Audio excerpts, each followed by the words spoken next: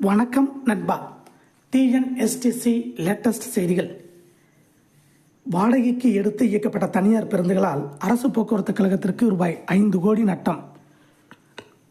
தனியார் பேருந்துகளை வாடகைக்கு எடுத்து இயக்கியதால் அரசு போக்குவரத்து கழகத்திற்கு 5 கோடி ரூபாய் நட்டம் ஏற்பட்டுள்ளது.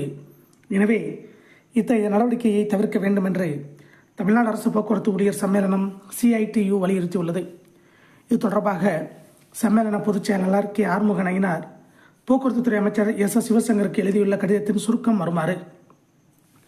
அரசு போக்குவரத்து கழகங்கள் தமிழகத்தின் மிகப்பெரிய சேவை நிறுவனமாகும். தினமும் 1,75,00,000 மக்கள் அரசு பேருந்துகளை பயன்படுத்துகின்றனர். திருவிழா, பருவகால நிகழ்வு, பண்டிகைகளின் போது சிறப்பு பேருந்துகள் இயக்கப்படுவது 50 ஆண்டுகளாக நடக்கிறது. இதற்கு மாறாக அண்மையில் ஆயுத பூஜை, தீபாவளியையொட்டி தனியார் பேருந்துகளை வாடகைக்கு எடுத்து சிறப்பு இயக்கம் செய்யப்பட்டது. இது எவ்விதத்திலும் சரியற்றது. அரசு பேருந்துகளை சிறப்பு இயக்கத்திற்கு பயன்படுத்தினால் 1 கிலோமீட்டருக்கு ரூபாய் 90 வரை செலவாகும். தனியார் பேருந்துகளை வாடகைக்கு எடுத்து இயக்கினால் 51 ரூபாய் 25 பைசா மட்டுமே செலவாகும்.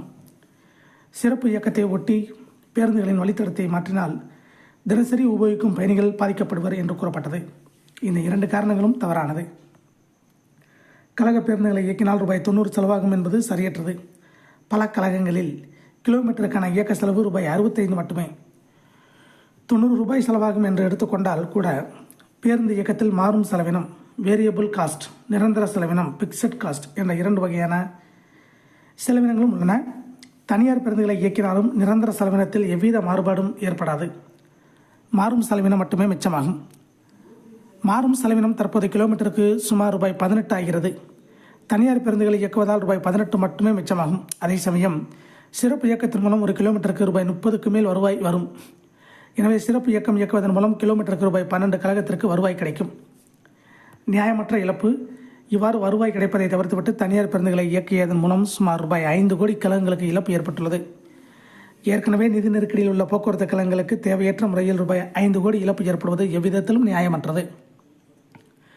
2017 ஆண்டு வரை ஒரு நாளைக்கு 2 கோடியே 10 லட்சம் பேர் அரசு பேருந்துகளில் பயணம் செய்தனர். தற்போது 1 கோடியே 75 லட்சம் பேர் தான் பயணிக்கின்றனர். 2 கோடிக்கு மேற்பட்ட பயணிகளை கையாண்ட போக்குவரத்து கழகங்களால் 1 கோடியே 75 லட்சம் பயணிகளை கையாள முடியாது என்று கூறுவதும் சரியற்றது.